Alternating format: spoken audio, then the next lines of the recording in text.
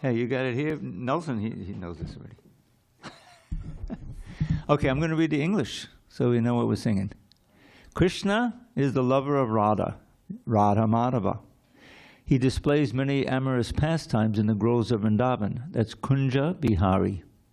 He is the lover of the cowherd maidens of Braja, Gopi Jana Vallabha, and holder of the great hill named Govardhan, Giri Vadadhari.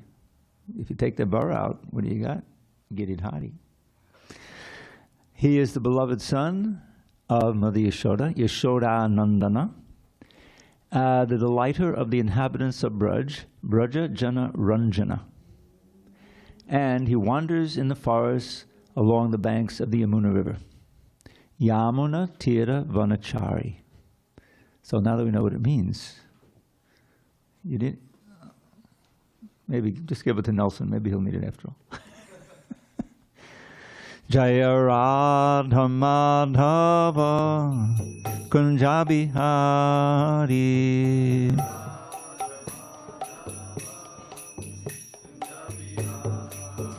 Jaya Radha Madhava Kunja Bihari.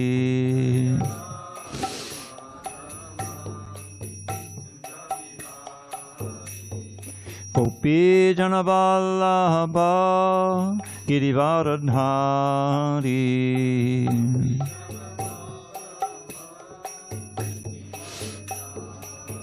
Jaya Gopi Jana Vallabha Girivaradhari.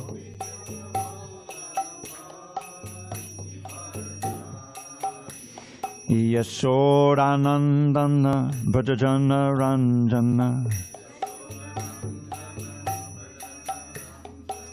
Yashodanandana Brajajana Ranjana. Yamuna Tira Vanachari. Yamuna Tira Vanachari.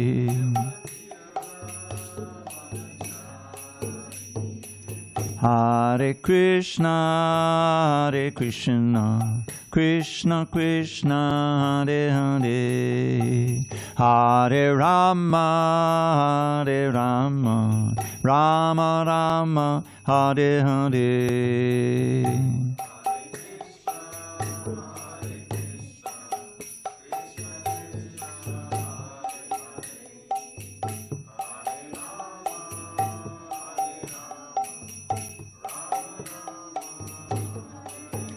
Hare Krishna, Hare Krishna, Krishna Krishna, Hare Hare, Hare Rama, Hare Rama, Rama Rama, Hare Hare. Hare Krishna, Hare Krishna.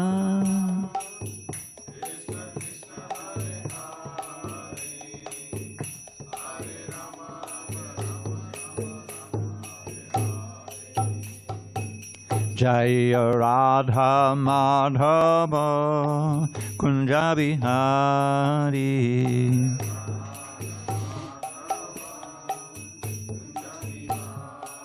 Jaya Radha Madhava Kunja Bihari.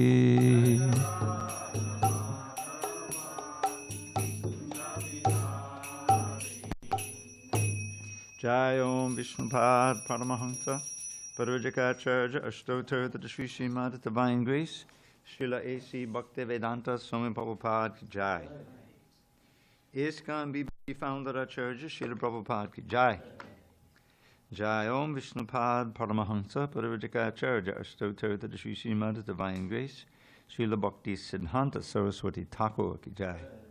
Ananda Koti Vaishnavina Ki Jai, Namacharya Srila Haridas Thakur Ki Jai, Srimad Bhagavad Gita Ki Jai, Samaveda Bhaktivinoda Ki Jai.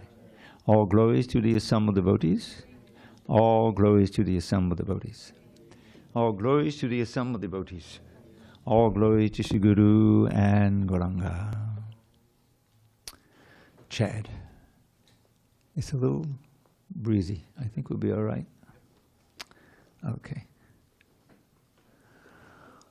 Om Namo Bhagavate Vasudevaya.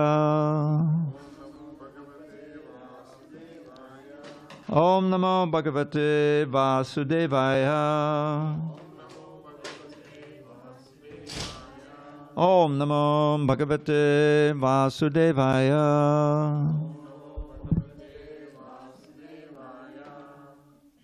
Okay, give me a second.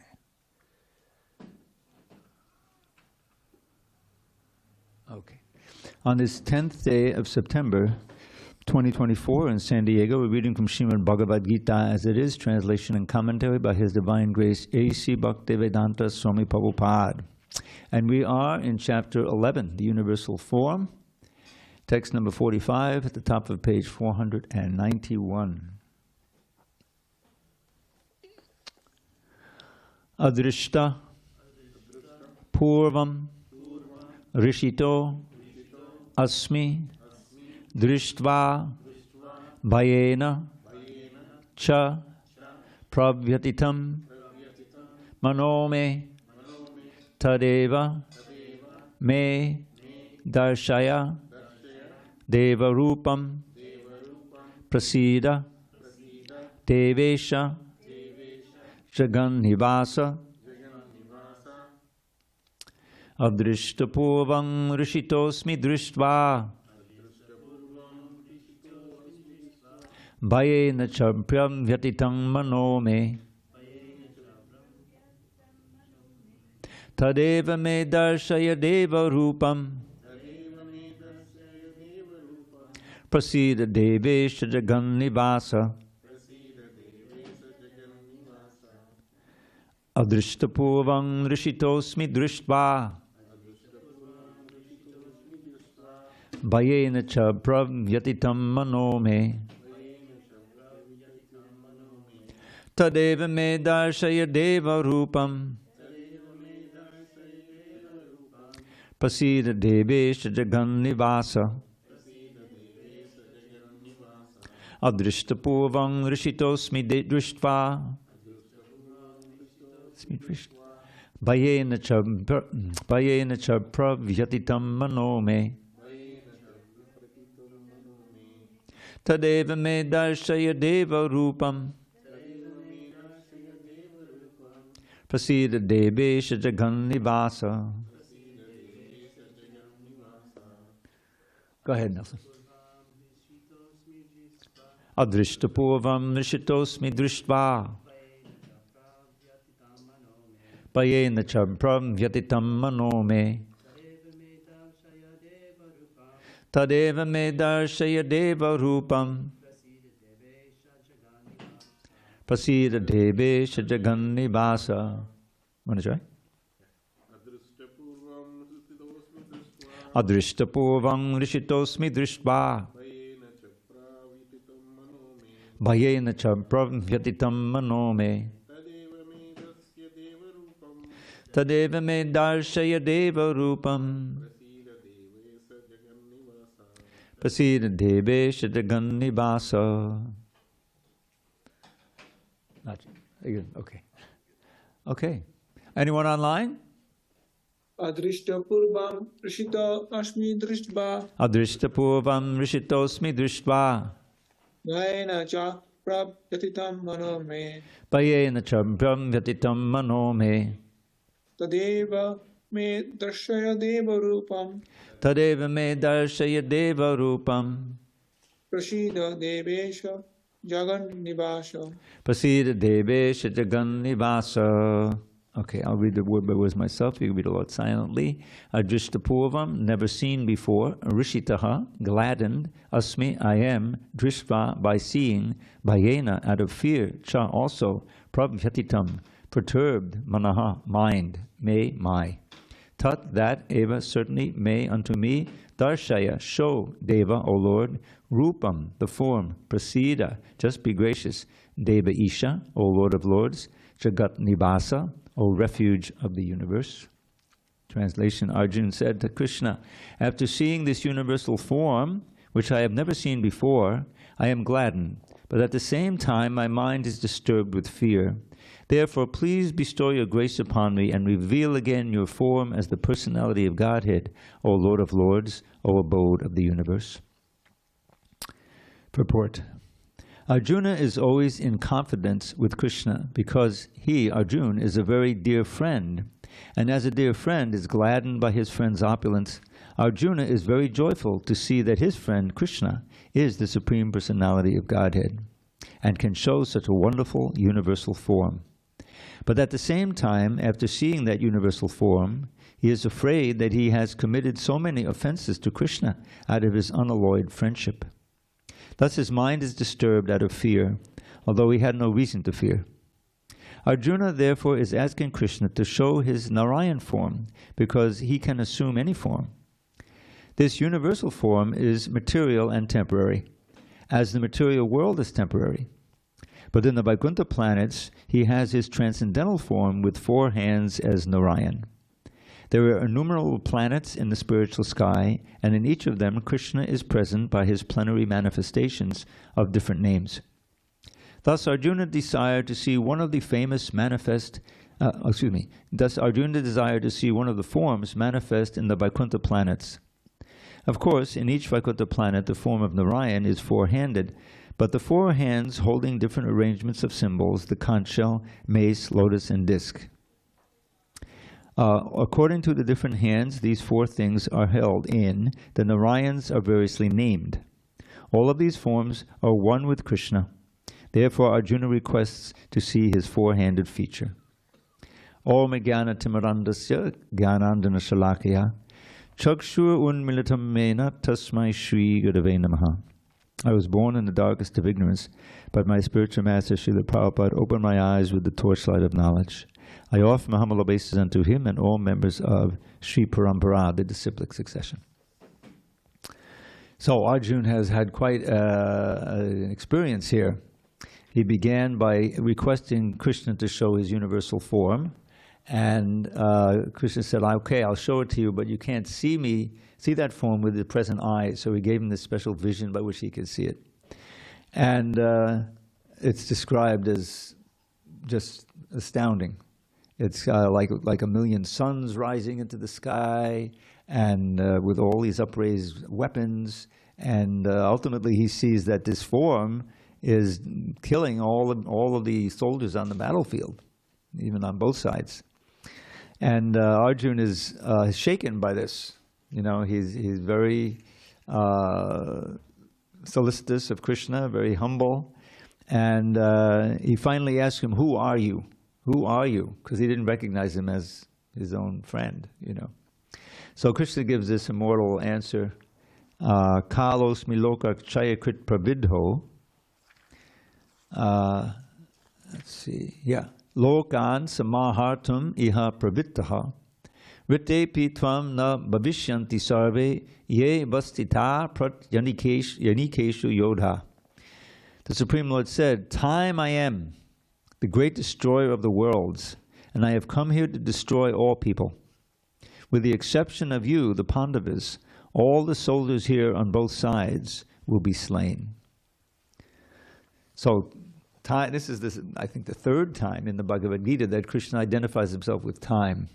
He says in the 10th chapter, Kala Kaliyatamaham, of regulators, I am time. And he also says in another place, I forget where, but also in the previous chapters, and in this chapter he's saying, I am the time, the universal destroyer. You see, everything is ultimately broken down by time, and we can see in our own lives. Nothing stays the same, everything changes, and ultimately everything, as we know from the Shastra, is dissolved, a big fire comes and ultimately rains dissolve everything, and there's a universal annihilation. So this is one of the cardinal points of Krishna philosophy, is that we can never be, as spiritual beings, we can never really find happiness and peace in this world. We may find it, what seems to be happiness and peace temporarily, but as time passes, everything changes. The body changes, our environment changes, so many things change.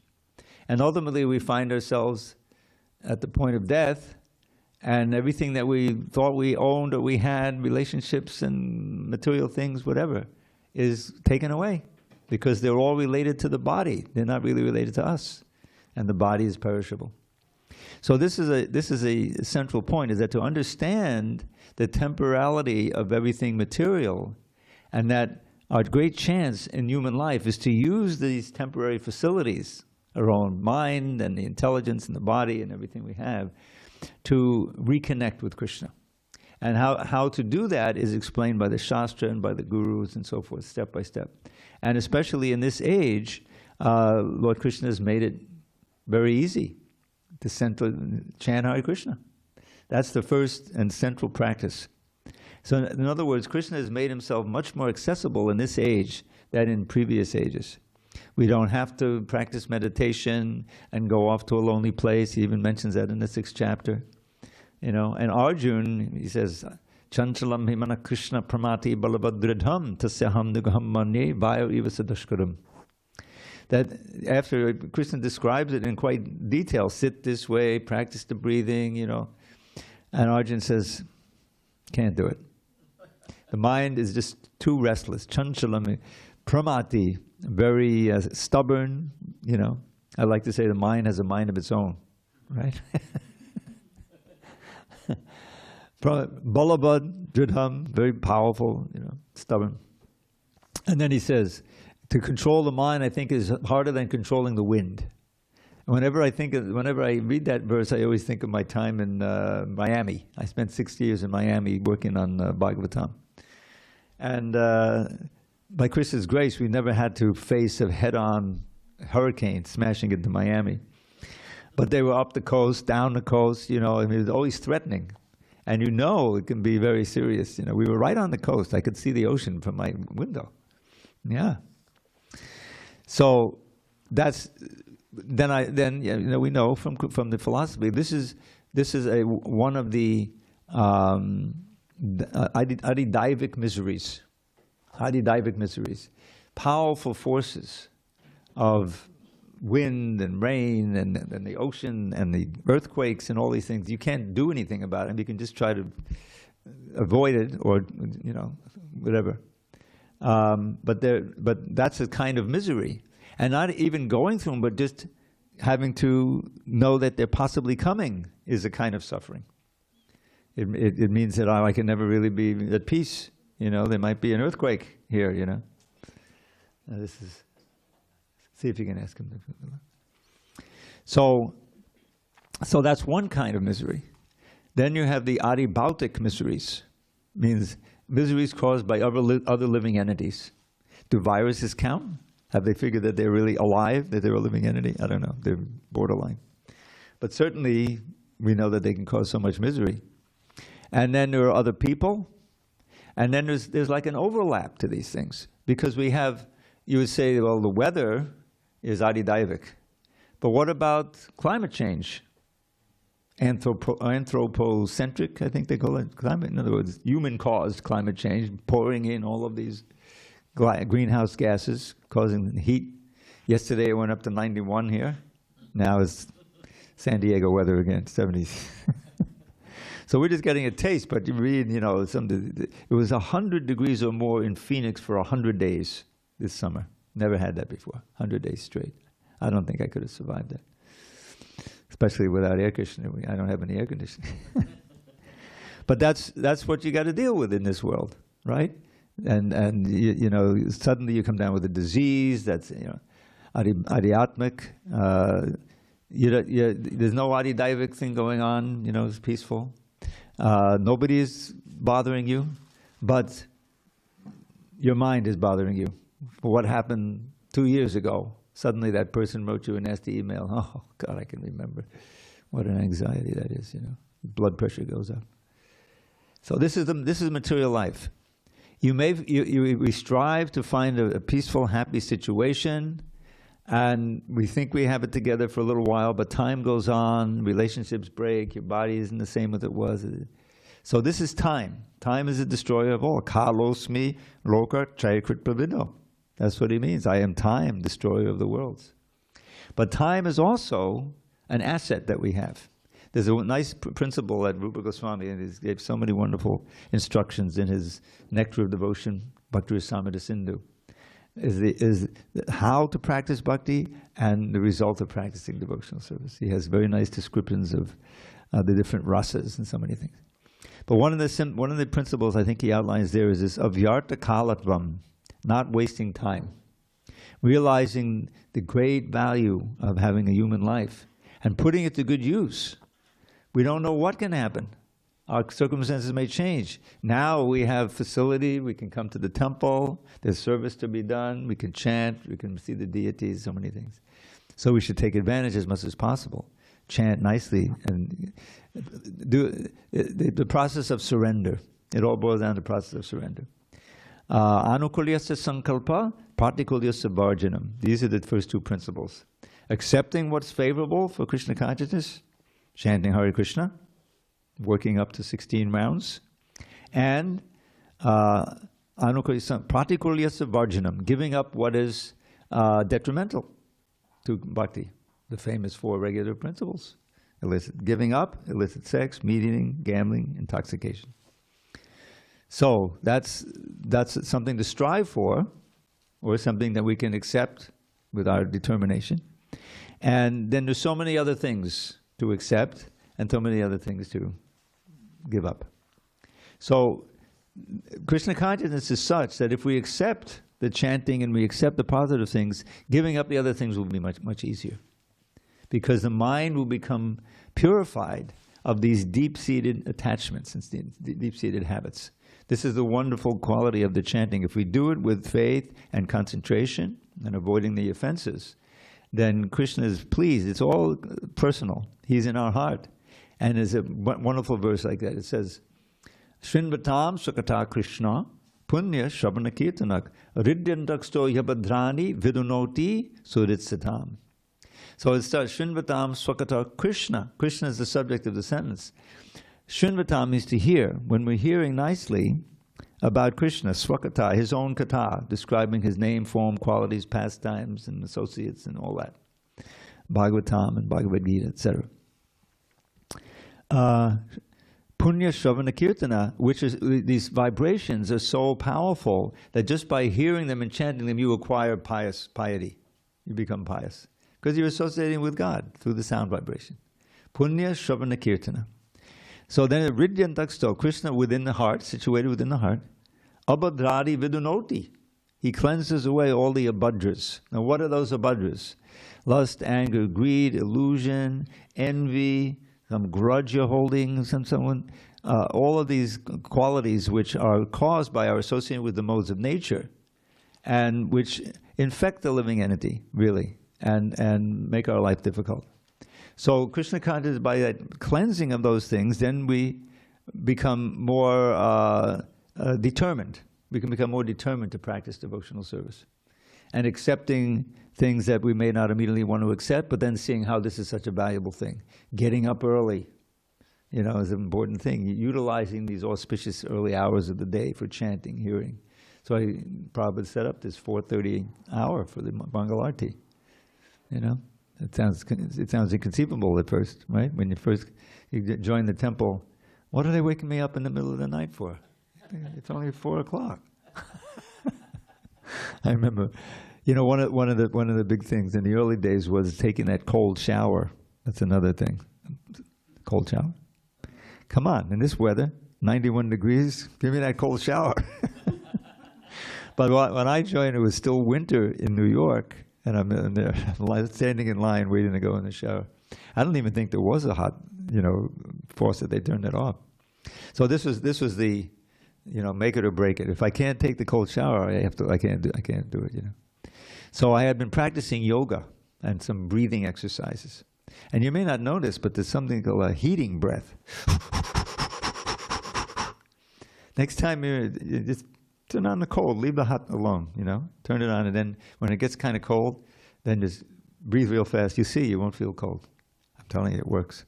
So I tried that, and it worked. I was able to go through that cold shower. It was about a 16-second shower. It was a little bit brief, but I got out,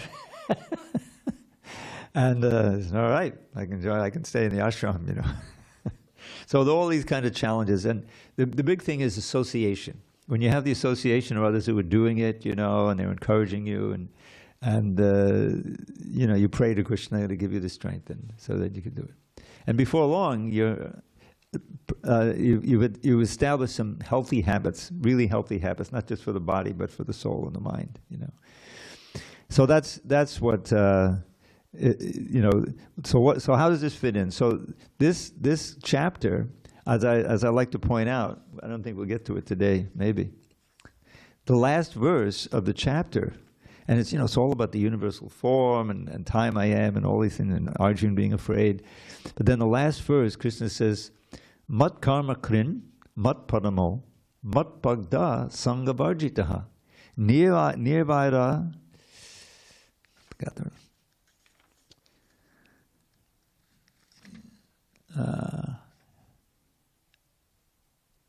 55, I'm sorry, not 54.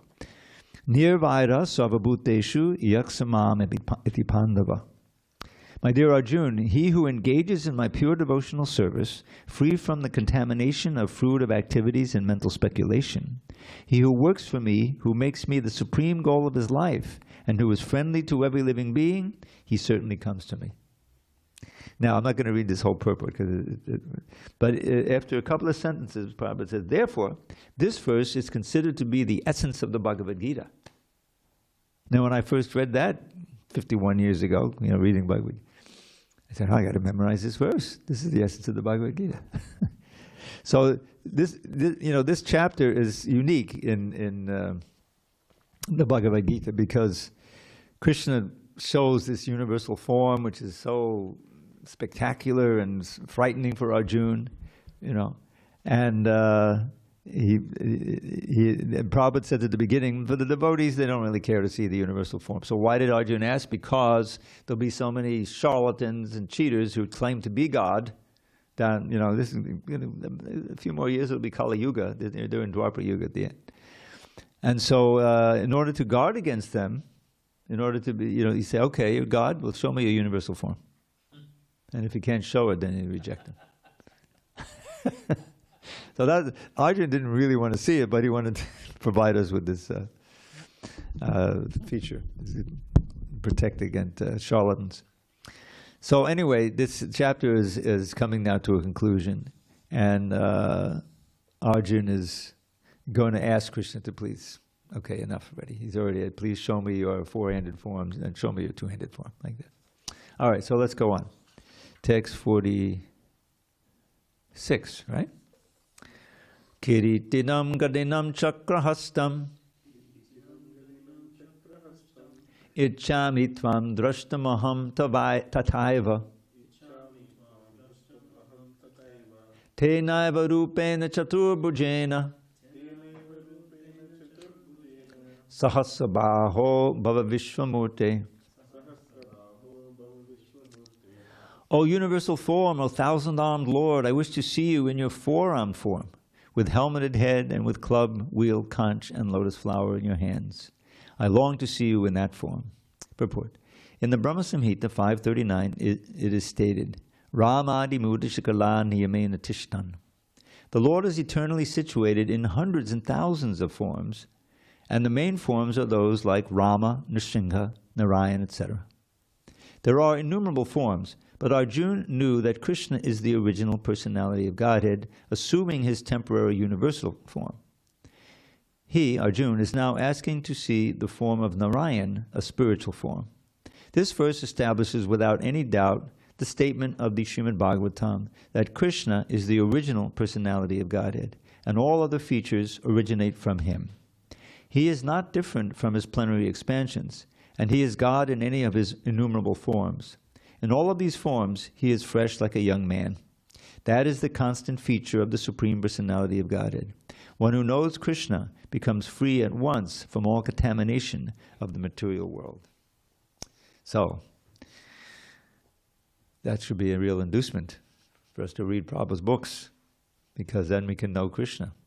I'm just reading the Krishna book for, I don't know, the 10th, 15th time. And every time I read it, something new pops out, you know, that I had forgotten. It's ever fresh. It's unlike any other book. I would never read some material novel. Can you imagine reading it 15 times? You'd have to pay me a lot. But Krishna's, Leela accounts of, and all of these books actually are ever fresh. There's always something new because they're purely spiritual. They're not dealing with or glorifying ordinary material activities or anything like that. So this very dramatic chapter in which Arjuna goes through so many emotions, he's afraid and he's apologetic because here's this glorious form of Krishna, so powerful, and he used to joke with him on the same bed and lie around. He said, "Please forgive me," like that. So, and in the fourth chapter of the Adi Leela of the Chaitanya Charitamrita,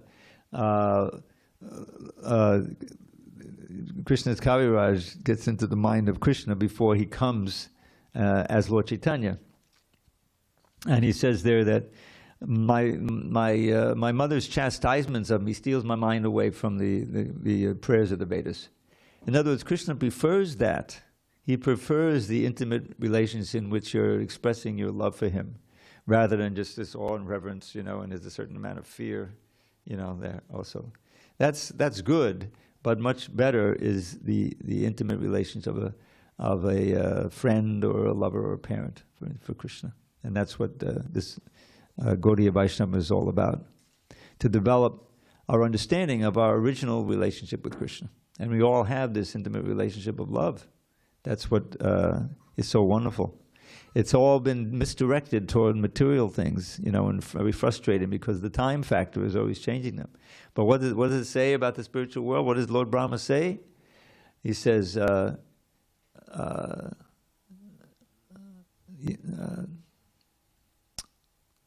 Shriya Kanta Padamapurusha Kalpatadavo Dhuma Bhumis Chindamanaganamahi Toyamamatam Kata Ganam Natyam Gamanam Apibangshi Priyasaki Chidanandam Joti Padamapitadasvajanapicha Sayat Rachiradi Sravadi Surabibhyasti Sumahan Nimeshadak Yova Vajidini Heyatrapi Samayak Bhaje Shvetadvipam Tamaham Yago Lokamitiyam Vidandaste Santa Chilibadachara Katipaye.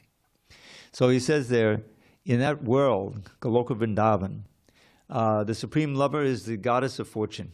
Shriya Kanta, or I think plural, goddesses of fortune, and the supreme lover is Krishna. Kanta, Padama Purushak, the supreme person. Kalpatadavo Bhuma, all the trees are desire trees. The land is made of Chintamani gem. And all the water is nectar. All the walking, there's no walking. It's all dancing. You're dancing constantly. And you're not getting out of breath either. You're just dancing. Kalpadaravo Dhuma Bhumi Ayatoya Mamatam Kata Ganam, or every speaking is a song. Every word is a song. Not every step is a dance. And you can always hear Krishna's flute playing sweetly in the background, Bangsi Priyasaki. And everything glows with Chidananda Jyoti, the effulgence of spiritual bliss. Nothing is dead there. You can always taste it, Asvajana Bicha. And in that land, Sayatra Chirabdi, there's always milk that is being poured on the ground by the ecstatic Surabhi cows. You see, they're so joyful up there. Sayata Chirabdi is like an ocean of chira, of milk. Swabadisura Bibhyas Chisumahan. And not a second passes away. It's the eternal present. There's no past, there's no future. It's the eternal present. Now, isn't that really what we want? We want to be in a situation where ever increasing, ever new experiences of blissful relationship with God, and there's no end to it. You see? It's just the eternal present. Every day it's a new thing. Never. And then he says, this land, this Goloka Vrindavan is understood by only a very few pure souls who walk upon this earth. So that's Lord Brahma speaking near the end of his Brahma Samhita. So we have to have faith that this is reality. Lord Chaitanya brought that book back from the South Indian tour. He had it copied along with one other book. Who knows what the other book is? Krishna? Car? No. Those two books. He brought them back and they became part of the Gaudiya Vaishnava canon. Very important. Prabhupada loved to chant those Govinda prayers. You can hear them, you know. So what was the name of the other book? Kṛṣṇa Karnamrita. Okay. Brahma Samhita, Kṛṣṇa Karnamrita. All right, let's go on. Because Arjuna is asking him to please show me your forearm form, and Krishna will respond. Text 47. Shri Bhagavanu Vacha Maya Prasannena Tabarjunedam Rupam Param Darshitam Atma Yogat Tejomayam Vishwamananta Adyam Yanme Twadanyena Nadrishta Purvam. The Supreme Personality of Godhead said, "My dear Arjuna, happily have I shown you by my internal potency this supreme universal form within the material world. No one before you has ever seen this primal form, unlimited and full of glaring effulgence." Purport. Arjuna wanted to see the universal form of the Supreme Lord.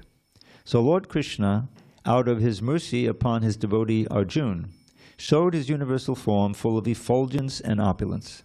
This form was glaring like the sun, and its many faces were rapidly changing.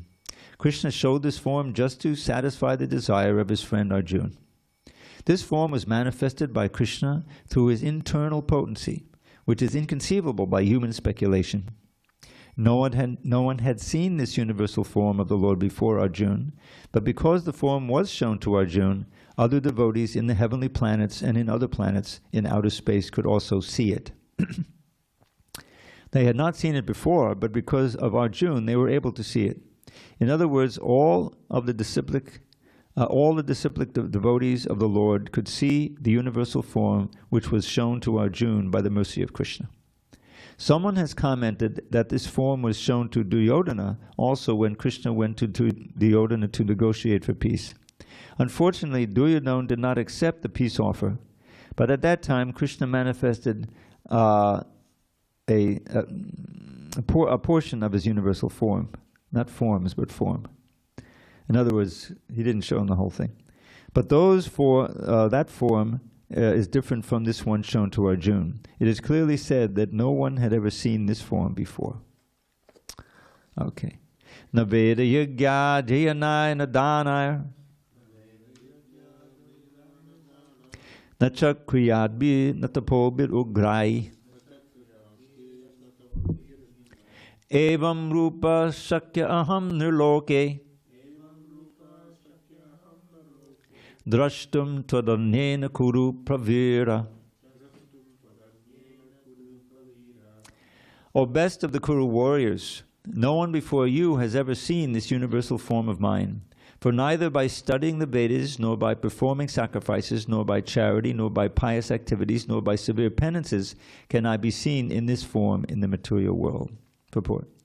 The divine vision in this connection should be clearly understood. Who can have divine vision?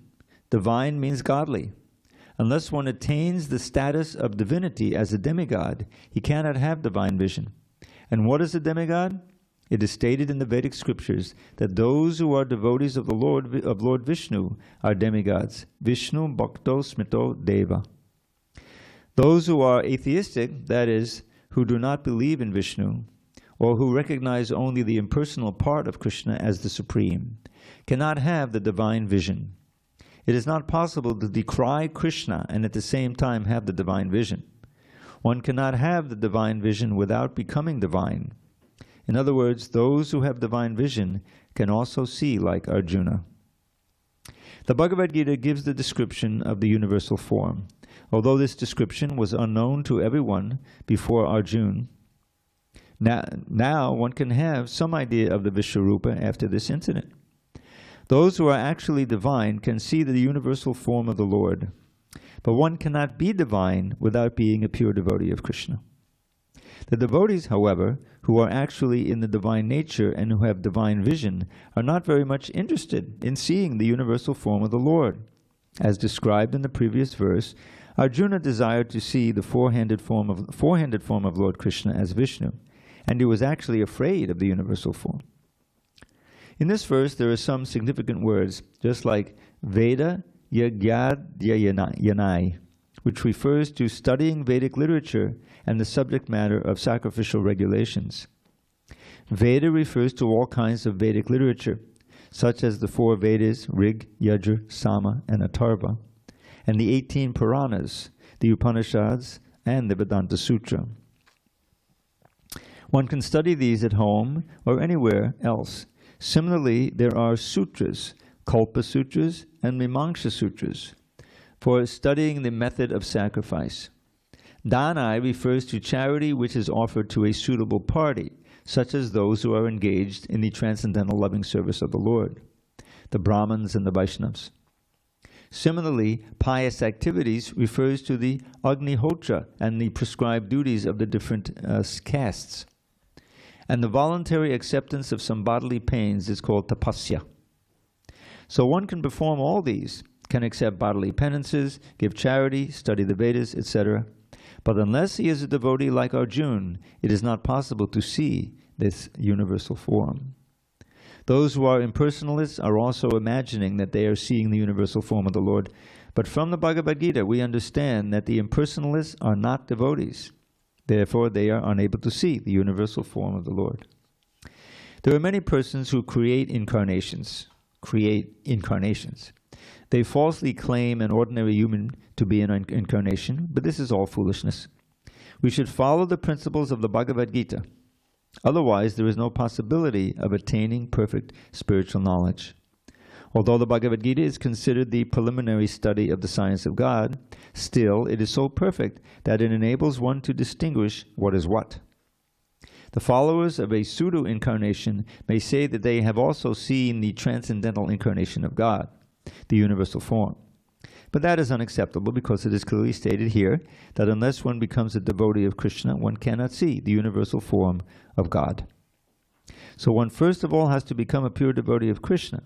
Then he can claim that he can show the universal form of what he has seen. A devotee of Krishna cannot accept false incarnations or followers of false incarnations. So,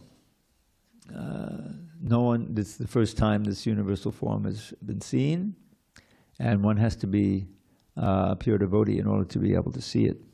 But as explained elsewhere in the chapter, the pure devotees really don't want to see it so much. They'd much rather see the four-handed or even the two-handed form of Krishna. That's what you really want to see. So, they're coming down to the point where he's going to show his original form to Arjuna. Let's see if we can reach that. Mate vyata ma chavamula bhavo drishtra rupam ghodam idrin mamedam vyapeta bi pritamana punastvam tadeva me rupam idam prapasya. You have been perturbed and bewildered by seeing this horrible feature of mine. Now let it be finished. My devotee, be free again from all disturbances. With a peaceful mind, you can now see the form you desire. Purport. In the beginning of the Bhagavad Gita, Arjuna was worried about killing Bhishma and Drona, his worshipable grandfather and master. But Krishna said that he need not be afraid of killing his grandfather. When the sons of Dhritarashtra tried to disrobe Draupadi in the assembly of the Kurus, Bhishma and Drona were silent, and for such negligence of duty they should be killed. Krishna showed his universal form to Arjuna just to show him that these people were already killed for their unlawful action. That scene was shown to Arjuna because devotees are always peaceful and they cannot perform such horrible actions. The purpose of the revelation of the universal form was shown. Now Arjuna wanted to see the four-armed form, and Krishna showed him. A devotee is not much interested in the universal form, for it does not enable one to reciprocate loving feelings. Either a devotee wants to offer his respectful or worshipful feelings, or he wants to see the two-handed Krishna form so that he can reciprocate in loving service with the Supreme Personality of Godhead. So that's become like full circle now to the point of Arjuna, Krishna showing Arjuna his two-handed form. Sanjaya Vacha Ityarjunam Vasudevas Tatokva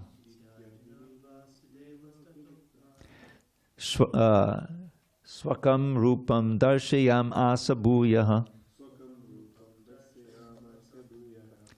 Ashvasayam Asachabitamenam Budva Punak Saumya Vapur Mahatma. Sanjaya said to Dhritarashtra, the Supreme Personality of Godhead, Krishna, having spoken thus to Arjuna, displayed his real four-armed form and at last showed his two-armed form, thus encouraging the fearful Arjuna. Purport. When Krishna appeared as the son of Vasudeva and Devaki, he first of all appeared as four-armed Narayan. But when he was requested by his parents, he transformed himself into an ordinary child in appearance. Similarly, Krishna knew that Arjuna was not interested in seeing a four-handed form, but since Arjuna asked to see this four-handed form, Krishna also showed him this form again, and then showed himself in his two-handed form. The word Saumya Vapu is very significant. Saumya Vapu is a very beautiful form. It is known as the most beautiful form. When he was present, everyone was attracted simply by Krishna's form. And because Krishna is the director of the universe, he just banished the fear of Arjuna, his devotee, and showed him again his beautiful form of Krishna. In the Brahma Samhita 538, it is stated, Premanjana churita bhakti vilochanena. Only a person whose eyes are smeared with the ointment of love can see the beautiful form of Sri Krishna. So, we should try to smear our eyes with that premanjana. But how to do that in the process of devotional service, so that you're always wishing to see that form, and Krishna will show us that form in our hearts. Okay, one more, and then we'll adjourn till next week for the Bhagavad Gita class. Arjuna Vacha Dristvedam Manusham Rupam Tava Saumyam Janārdana Idanim asmi samvritta. I'm sorry, that's right. Idanim asmi samvritta. Sacheta prakatim gataha. When Arjuna thus saw Krishna in his original form, he said, "O Janārdana, seeing this human-like form so very beautiful, I am now composed in mind, and I am restored to my original nature." Purport. Here the words Manusham Rupam clearly indicate the Supreme Personality of Godhead to be originally two-handed. Those who deride Krishna as if he were an ordinary person are shown here to be ignorant of his divine nature. If Krishna were like an ordinary human being, then how would it be possible for him to show the universal form and again to show the four-handed Narayan form? So it is very clearly stated in the Bhagavad Gita that one who thinks that Krishna is an ordinary person and who misguides the reader by claiming that it is the impersonal Brahman within Krishna speaking is doing the greatest injustice. Krishna has actually shown his universal form and his four-handed Vishnu form. So how can he be an ordinary human being? A pure devotee is not confused by misguiding commentaries on the Bhagavad Gita because he knows what is what. The original verses of the Bhagavad Gita are as clear as the sun. They do not require lamplight from foolish commentators. Well, what is all this? Who is Prabhupada is criticizing some foolish commentators? Well, Dr. Radha Krishnan, who I think at one point was the president of India. He wrote the Bhagavad Gita translation, which I have on my computer for reference. But in the commentary on text, chapter 9, text 34, the last verse of the 9th chapter, which is a very important verse where Krishna says, Manmana bhavamad bhakto madhyaji mam namaskuru mama vaishyasi yuktvavam atmana matparayana. Just think of me, become my devotee, offer your homage unto me, and worship me, and thus you will come to me, being linked to me in this way. So in the commentary to that verse, he writes that Krishna is not saying that we should worship him, but rather the all-pervasive supreme within him. You know, as if there's a difference between Krishna's soul and his body, like there is with us. But that's Prabhupada in several places in this book and in other books. He lights into Radha Krishna without mentioning his name. But he's speaking about that now, that's one of the cardinal principles of Krishna, that he doesn't have a dual existence like we do. We are the soul in the body, right? We're not this body, but Krishna is his body. He's solid soul. He never changes, never gets old. That's why he doesn't get old. So that idea that somehow we have to surrender to the impersonal light within Krishna is Mayavad, ultimately. So Prabhupada is criticizing it. Okay, so this is a very long purport. We'll leave that for next week. Tomorrow, of course, is Radhashtami. But we still have a minute or two, so I'll give you a couple of poems, which is kind of what I like to do at the end. Let me put this on here. Mahima is not here tonight. Is she back outside? Helping, okay. All right, so what could be more pertinent than a little poem about Radharani?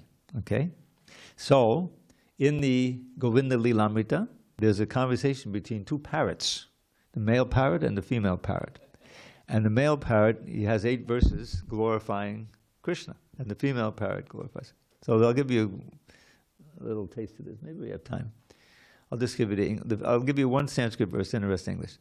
Kunkamakta kanchanam jagava hari gorabha pitanachi tabja gandha kirti nindi sorabha ballavesha suna sabha vanchitarta sarika mayamatma parapadma dasa dastu radhika. Her gold complexion steals the pride of golden lotus tinged with red. Her fragrance mocks the scent of lotus bloom with saffron powder spread. Her skill in satisfying Shri Hari is perfect and complete. May Radhika bestow on me the service of her lotus feet.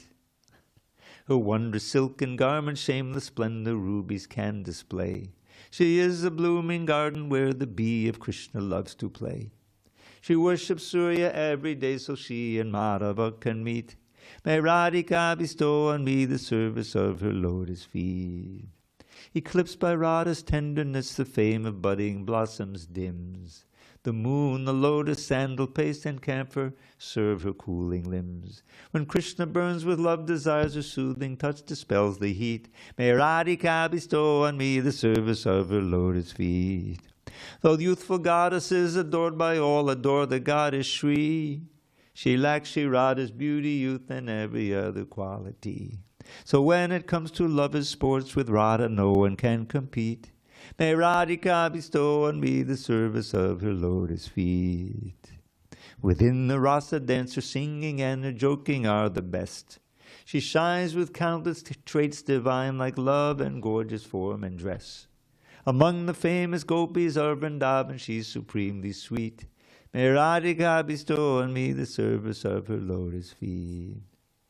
Eternal pastimes, beauty, youth, and love for Krishna make her rich. The loving gopis tremble just to see her love at highest pitch. Her meditation on Sri Krishna's form and pastimes is complete. May Radhika bestow on me the service of her lotus feet. Perspiring, trembling hairs on end, and crying, faltering of the voice, impatience, joy, and guile, these signs of rapture make her friends rejoice.